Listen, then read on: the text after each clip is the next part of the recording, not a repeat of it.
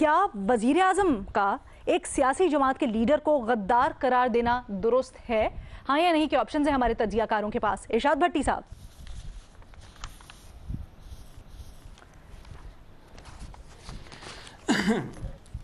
Madam Sheikh, सबसे पहले तो साइफर बड़ा अजीब सा है कि मिनरल वाटर की 2000 बोतलें भी चोरी हो गई और साइफर भी चोरी हो गया, और उस पर मरियम नवाज साहबा बड़ा अजीब व गरीब कि अब दूसरे मुल्क के जो ममालिक हैं ना वो हमें नहीं भेजते साइफर, डरते हैं कि पता नहीं इन साइफर के क्या मिनट्स बना दिए जाएंगे। भाई मरियम और नवाज साहबा, आपका कहाँ चिट्टा है, काला नहीं है चिट्टा है। भाई साइफर हमारे सफ़ीर भिजवाते हैं मरियम साहबा, और वो कोड वर्ड में भिजवाते हैं और दूसरे मुल्कों से उनका कोई तल्लक नहीं होता।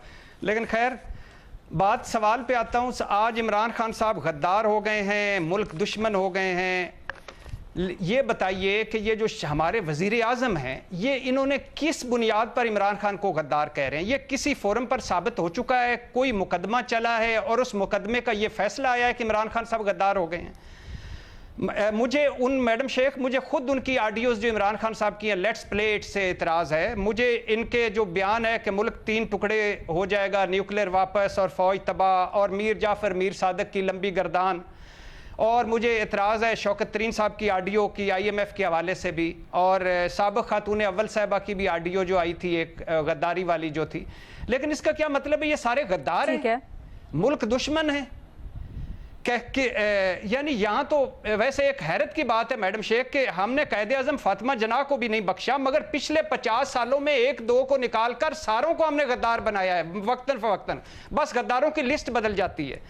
कल तक मुस्लिम लीग वाले पीपल्स पार्टी को मुल्क दुश्मन कह रहे थे, और पीपल्स पार्टी वाले मुस्लिम लीग को गद्दार कह रहे थे, और आज दोनों इक़्तिदार में, दोनों मुहिब्बे वतन हैं, आज दोनों मिलकर इमरान खान को गद्दार कह रहे हैं। ना करें, ये गद्दारी की फैक्ट्रियां बंद करें, मुसलमान काफिर वाली फैक्ट्रियां बंद करें, मुकदमा करें। आपको इतराज़ है, उस मुकदमे का जो फैसला आता है वो कबूल करें, ये ना करें प्लीज। आप कितने गद्दार, किस किस को गद्दार, या क्या आप आर्टिकल 6 तो गद्दार तो अच्छा, फलाना तो आप फलाना, इसको दीगर ऑडियो से मिला रहे हैं और फिर बाकी सारी चीजों से भी मिला रहे हैं। लेकिन आज जो वजीर आजम ने इसकी वजाहत दी और फिर नून लीग भी वाजे करती है इसको, वो ये कहते हैं कि जी क्योंकि इसमें पाकिस्तान मुबैना तौर पर मुतासिर हो सकता है और दीगर ममालिक से पाकिस्तान के ताल्लुकात का सवाल है, इसलिए हम इस चीज के ऊपर एम्फसाइज कर रहे हैं कि ये किस तरह से गद्दारी बनती है। न्याजी साहब, आपकी इस पे क्या राय है? मैडम शेख, कल नवाज शरीफ साहब के हवाले से भी यही कहा जा रहा था कि पाकिस्तान मुतासर हुआ है उनके कुछ बयानात से, उनके कुछ कलमात से, उनकी कुछ चीजों से।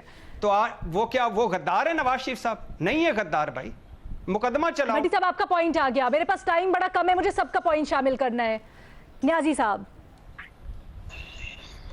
देखिए जी, पहली बात तो है कि साइफर जो है हर उस चीज को कहते हैं जो क्रिप्टिक नोट्स होते हैं, और ये हुकूमतों और हुकूमतों के दरमियान भी होते हैं। नॉर्मली ये जो है पाकिस्तान में ज्यादा मैसिव यूज बेसिस करती हैं। ये क्रिप्टिक नोट्स होते हैं जिनको डिसाइफर किया जाता है जब आते हैं, और उनकी लैंग्वेज एक खास लैंग्वेज होती है जो कि इवन किसी मुल्क ने, सऊदी अरेबिया ने पाकिस्तान के हेड ऑफ स्टेट को कोई खुफिया पैगाम पहुंचाना है तो भी साइफर होगा या क्रिप्टिक नोट होगा। और चुनाचे ये जो है ना, जो हमने एक बात सुनी है तो मैंने देखा पाकिस्तान के अंदर हुए कराए है कि जैसे, और मरियम ने ज़ाहिर है वो यही कहना चाहती होगी कि सफीर भी नहीं भेजेंगे, वट एवर ही कहना चाहती है, लेकिन दोनों मतलब इसके सही हैं कि मुल्क भी नहीं भेजेंगे और सफीर भी नहीं भेजेंगे, मुल्क भेजेंगे और सफीर नहीं भेजेंगे।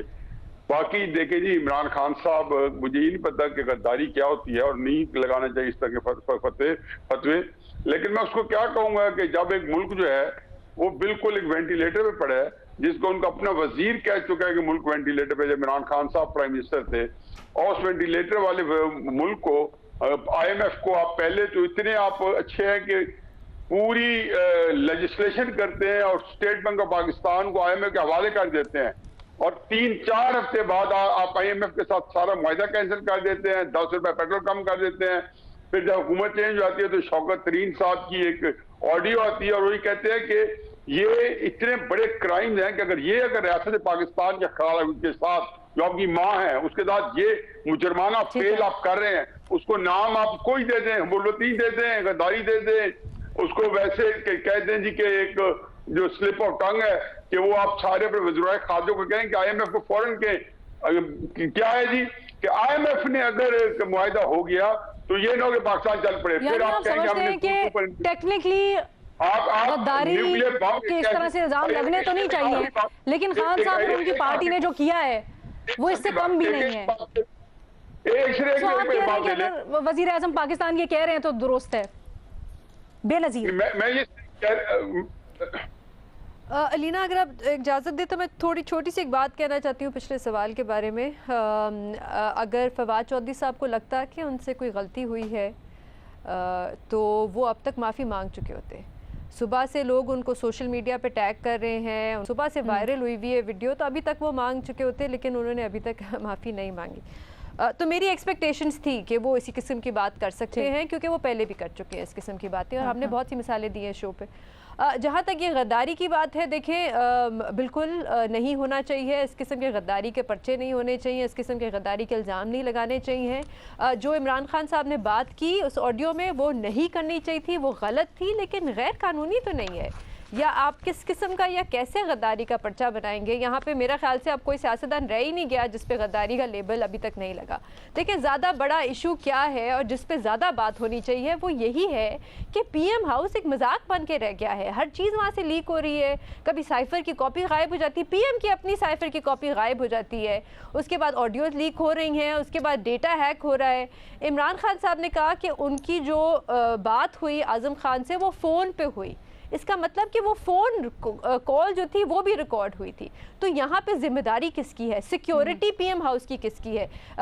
किसकी जिम्मेदारी है? इंटेलिजेंस एजेंसीज किधर है? तो मैं तो कहूँगी अलीना, हेड शुड रोल। यहाँ पे तो आपको सही किस्म की तहकीकात होनी चाहिए और पता लगाना चाहिए और किसी ना किसी पे जिम्मेदारी फिक्स करनी चाहिए कि ये कैसे हो गया। यहाँ पे हमारे मुल्क में आप राइट ऑफ इंफॉर्मेशन एक्ट में जाके कोई वो वुमेन एक्शन फोरम ने उस दिन इंफॉर्मेशन मांगी कि बताएं कि हमारे जो सीनियर आर्मी अफसरान हैं और जो जजेस हैं उनके पर्क्स और अलाउंसेस और सैलरी क्या है, तो उनको जवाब आया ये सेंसिटिव इन्फॉर्मेशन है, हम नहीं दे सकते। लेकिन PM हाउस में क्या हो रहा है सबको, पूरे मुल्क को पता है, पूरी दुनिया को पता है। तो बिल्कुल ये तो बहुत स्ट्रिक्ट एक्शन लेना चाहिए और ये ज़्यादा बड़ा इशू है बजाय इसके कि आप गद्दारी के पर्चे बनाए सियासतदानों पे। मज़हर अब्बास साहब। नहीं बिल्कुल, देखिए आज हम नया पार्लिमानी साल शुरू हुआ है और पार्लियामेंट हाउस का जो हाल था कि 50 मेंबर्स बैठे थे, सदर खिताब कर रहे थे, इर्रिस्पेक्टिव के सदर कौन है।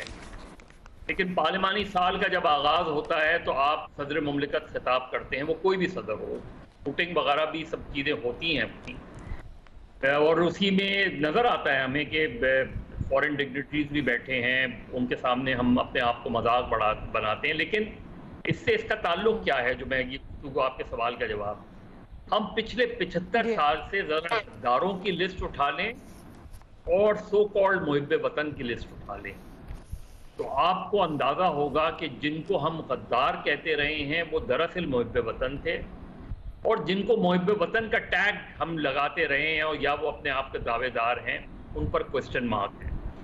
गद्दारी हम आर्टिकल 6 को ही नहीं समझते। हमारे यहाँ जिस पॉलिटिशियन का ख्याल आता है वो कहता है इस पर आर्टिकल 6 लगा दो। आर्टिकल 6 को जब तक आप पॉलिटिशियंस नहीं समझे आर्टिकल 6 को, हैरानगी होती है कि जी आर्टिकल 6 लागू होता है। कैसे लागू होता है?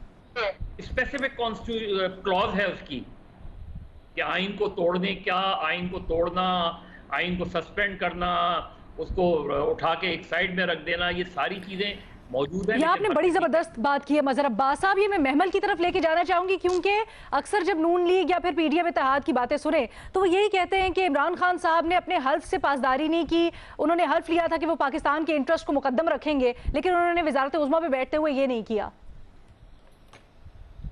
देखिए रीना, पहले तो बुनियादी सवाल पे आ जाएं कि ये क्या बयान दुरुस्त है? बिल्कुल नहीं दुरुस्त, क्योंकि ये हम पहले भी ये बात कर चुके हैं कि गद्दारी के सर्टिफिकेट्स और लेबल्स जो है हमें ये किसी को एक दूसरे को नहीं देने चाहिए। इसके ऊपर ठीक है आप तहकीकात करें, सब कुछ करें।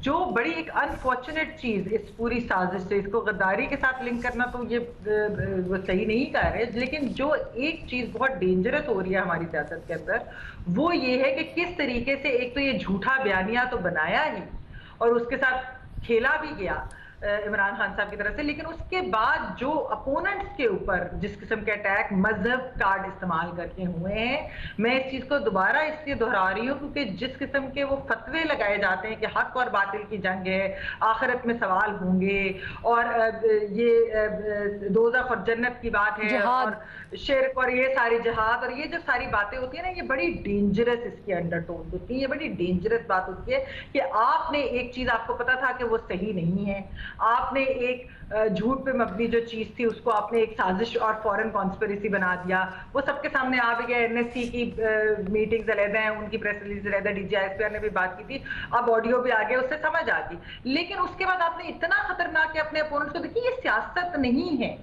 आप सियासत करें, ये सियासत नहीं है, ये बहुत एक खतरनाक चीज है और ये गद्दारी के सर्टिफिकेट्स भी, ये भी सियासत नहीं है, ये भी नहीं करने चाहिए,